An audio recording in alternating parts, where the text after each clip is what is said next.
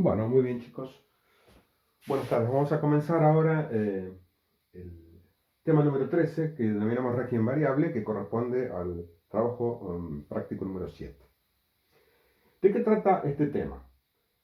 En realidad es la aplicación prácticamente de todo lo que hemos visto antes. Es decir, no son conceptos nuevos, sino utilizar los elementos que hemos desarrollado a lo largo de todo el cuatrimestre en circuitos.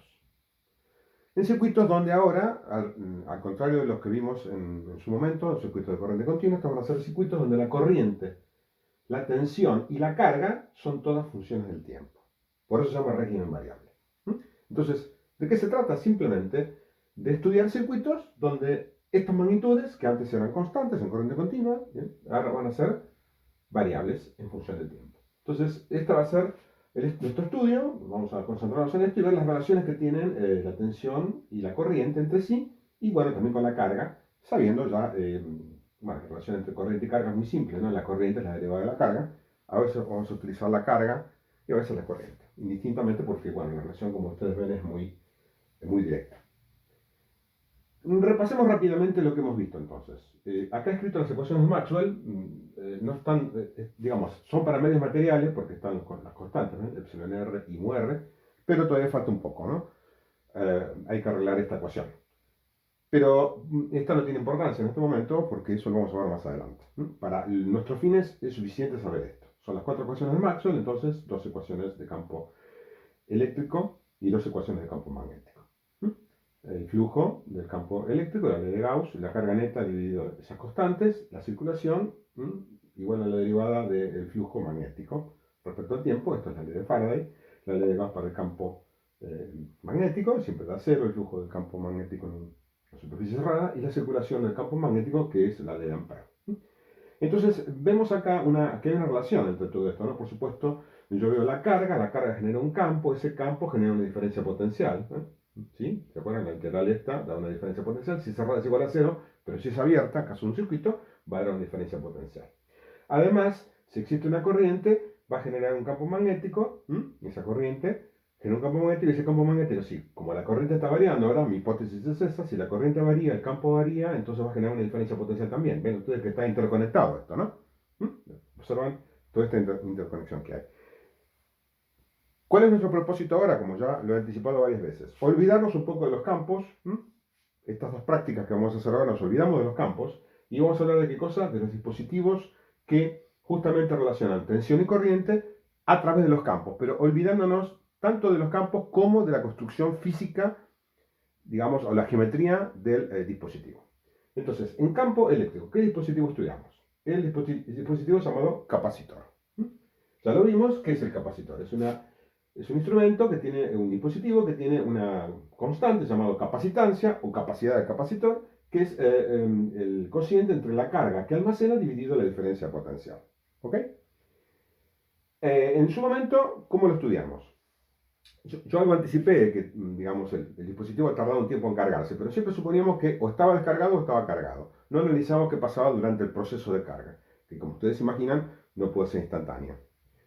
Entonces, hablamos siempre de carga constante y tensión constante, la final que tenía el dispositivo. Ahora, obviamente, como estamos en función del tiempo, voy a reescribir esta ecuación, muy sencillamente, despejando B, voy a decir que B sub C, o sea, B del capacitor, en función del tiempo, que es igual a 1 sobre C por la carga en función del tiempo. ¿Ok? Y simplemente reinterpretar esta ecuación de esta manera. Ya, entonces, las magnitudes Q y B son funciones del tiempo. Puedo inclusive seguir escribiendo lo siguiente. Fíjense, como la corriente es la derivada de la carga es la integral de la corriente. Entonces podría escribir que la tensión del capacitor finalmente aquí es igual 1 sobre C por la integral de la corriente en el tiempo. Esto en cuanto entonces al dispositivo eléctrico, que tiene en su interior el capacitor campos eléctricos, y se relacionan de esta manera y almacena carga. Vamos ahora al otro dispositivo que estudiamos en campo magnético. ¿Cómo se llamaba? Por ahora vamos a suponer que tengo un solo arrollamiento, ¿sí? Después vamos a estudiar lo que llamamos transformador, pero por ahora estudiamos un solo arrollamiento que, recordemos, se llamaba simplemente inductor. ¿El inductor qué es? Es un instrumento, dispositivo, que tiene, digamos, una constante, para justamente olvidarme de toda la parte geométrica, igual que hice aquí, que llamamos autoinductancia. que la definimos como el flujo creado, el flujo magnético creado y concatenado por ella misma dividido la corriente que lo produce. De esta expresión, si pasamos I1 para allá y derivamos respecto al tiempo, la derivada del flujo es la diferencia potencial, y ya sabemos esta expresión que la hemos utilizado. La tensión entonces en el inductor, en función del tiempo, que es igual a esa constante L multiplicada por la derivada de la corriente respecto al tiempo. ¿Sí? Y por último, ¿qué vimos? En corriente continua analizamos un dispositivo que disipaba la energía eléctrica. ¿Ok? La disipaba, ¿de qué manera? En forma de calor, básicamente. A ese dispositivo lo llamamos resistor. Y la propiedad que tiene se llama resistencia. ¿eh?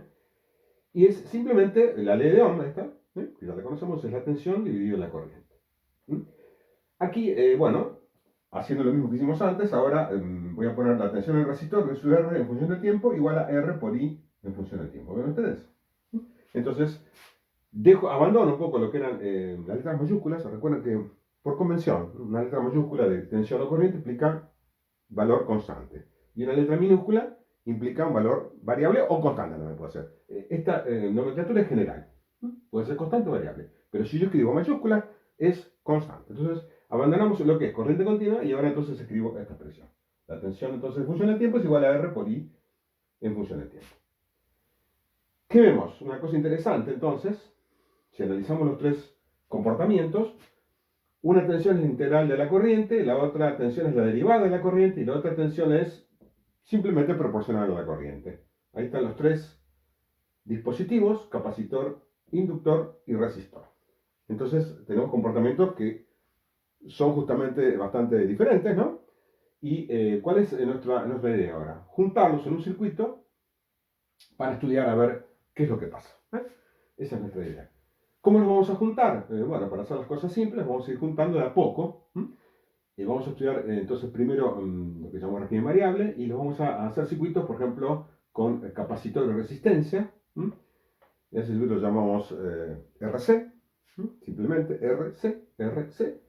Después vamos a ver también circuitos con inductor y resistencia, llamado RL. Y luego vamos a ver circuitos LC y luego LCR, con los tres elementos. Ven ustedes, vamos a ir progresando de a poco, tomándolos de a dos y luego los tres juntos. Y vamos a analizar el comportamiento de cada uno de estos circuitos. En esta, digamos, práctico, vamos a ver que las funciones, vamos a ver cuáles son, y en general el régimen variable, después vamos a generalizarlo, pueden ser cualquier función de tiempo, esto que está acá. La próxima tema, que es el tema 14, de la práctica número 8, lo llamamos corriente alterna. ¿Qué es corriente alterna? Bueno, es un caso particular de circuitos de este tipo, donde ya la función de tiempo de cada una de estas cosas no puede ser cualquier cosa, sino que tiene que ser una función sinusoidal. De ahí el nombre de corriente alterna. En realidad esto también es alterno, porque alterno es ¿qué es alterno? Una cosa que varía entre más y menos un valor.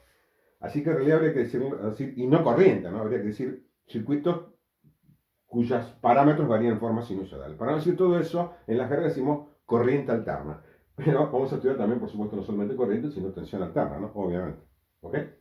Así que el nombre, digamos, no indica exactamente todo lo que se va a estudiar.